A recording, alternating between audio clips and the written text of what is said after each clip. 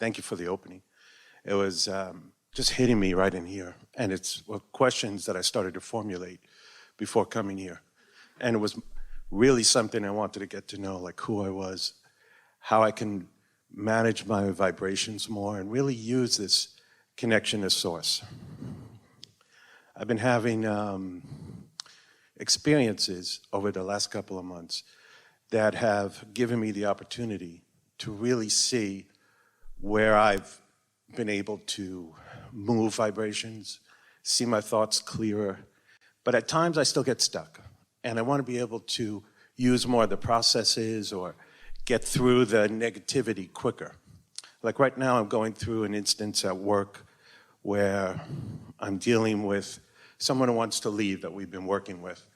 And now hear those words. I'm dealing with an instance where, and of course it seems prudent to focus upon where you are. We're just wanting to remind you that doing that continues the practice of that vibration. Right. And we know for sure that you've launched rockets that so far you're not talking about. In other words, there is clarity about what you want, but your words so far, it's all right, it's logical, it's human, are more about what you don't want, for sake of bringing someone else down to speed. You see what we're getting at? yeah, very clearly. So we do want to hear your story, but we also want to point that out. You don't want to give too much airtime to something that you're dealing with. Usually people don't say, I'm dealing with the greatest bout of clarity that I have ever had in my life. Abraham, I'm dealing with abundance like I've never seen before. You usually don't use the word dealing unless it's a challenge. And a challenge is resistance. Kind of don't want to talk about it now, do you? No.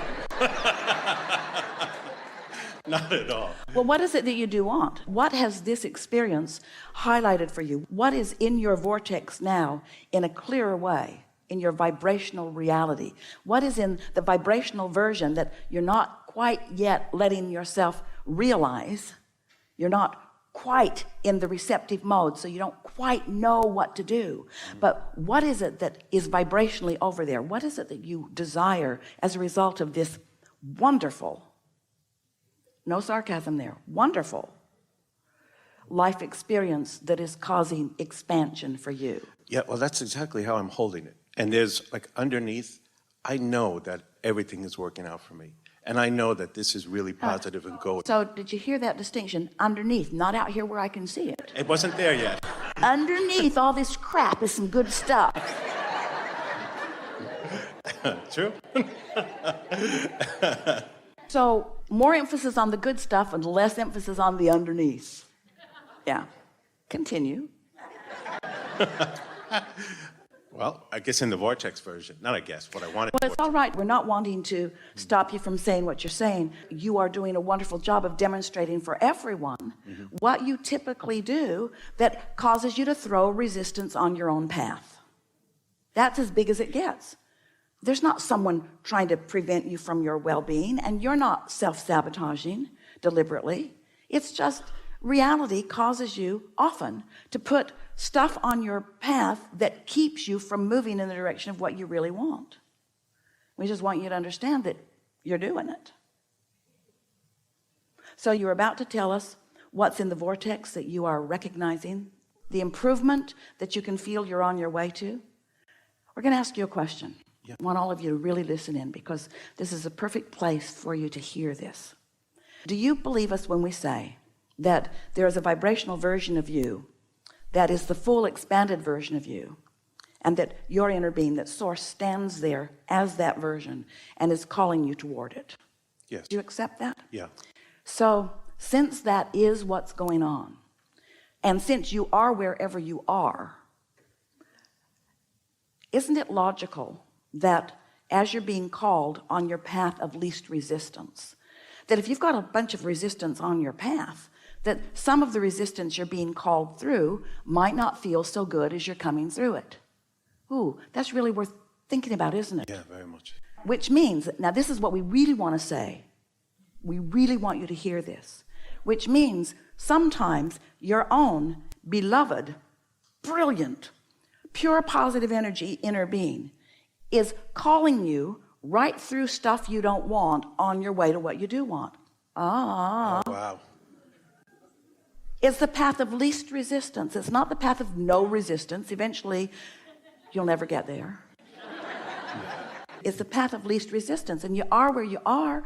So don't ask yourself to suddenly be someplace you're not. You got to move from where you are. So sometimes resistance is seen by you, but as long as you have this knowing that you're moving and that it is getting better and better and better and better and better and better and better and better and better.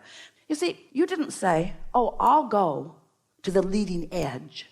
I'll go to this time-space reality where everything that is expansion is born from. But don't give me any resistance. You didn't say that because you know that knowing what you don't want is necessary to focus into what you do want. It's all part of it. You just never expected to get big gaps between it, you see. So that's the reason that we're talking with you, is we're just wanting to help you close that gap. But we're not ever suggesting that you'll close it all the way so that you'll ever not want something that you don't have. That's what eternalness is about. That's what expansion is all about. There's always got to be something that causes you to focus with greater clarity. Yes? Yeah. So now that's happened to you. Talk about that and feel the fun of your path opening up as inspiration. That's what that receptive mode is.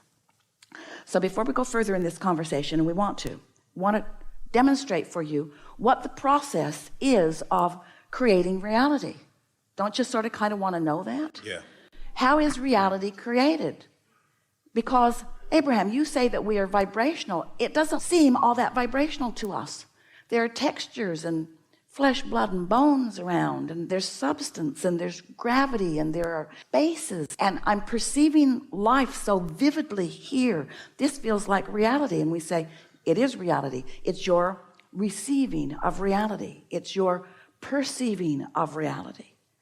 So let's start with this vibrational reality, this vortex version that you have been adding to all of the days of this life and even before.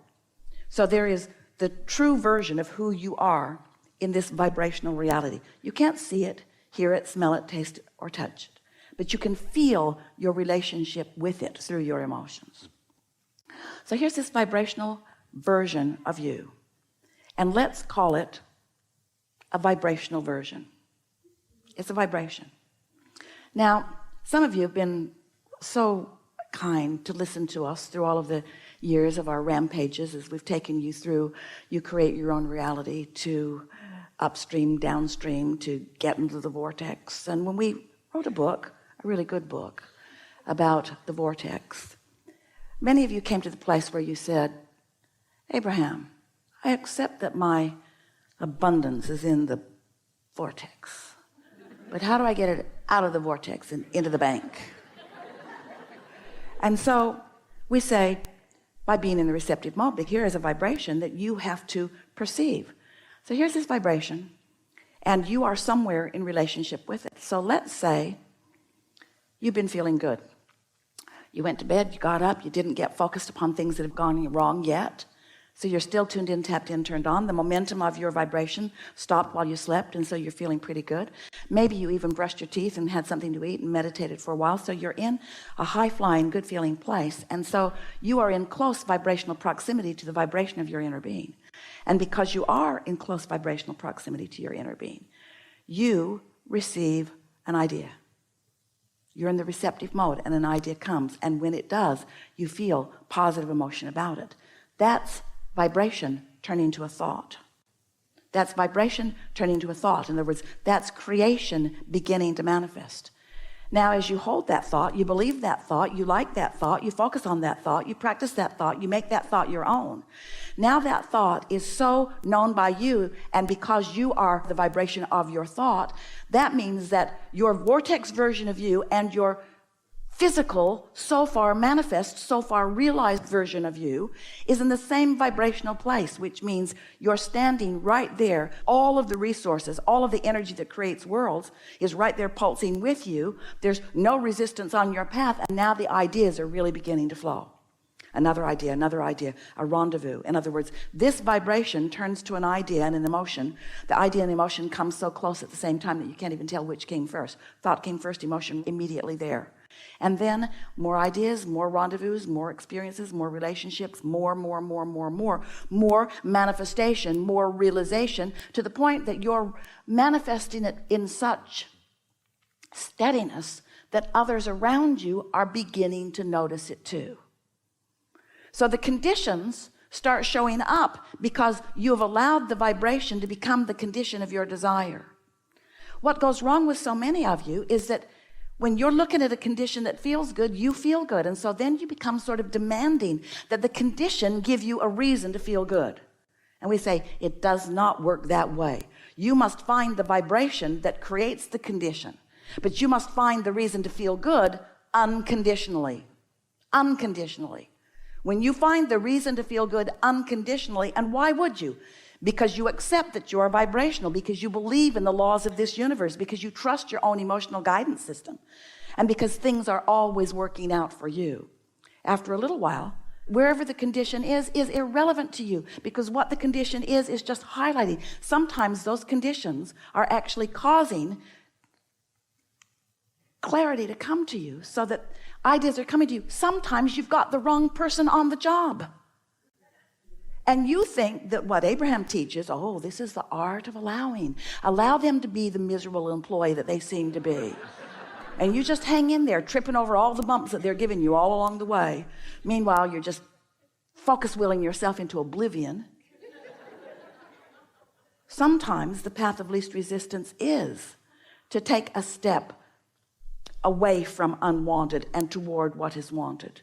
But we want you to hear us when we say, let it be a vibrational exercise first, and then watch the way it begins to manifest. If you take action before you have really come to own the vibration, then the action is harder. If you can find the vibration of it, then the universe will deliver to you the results that you want without you having to take such strong action about it. But in any case, you're always on your path. You're always doing just fine.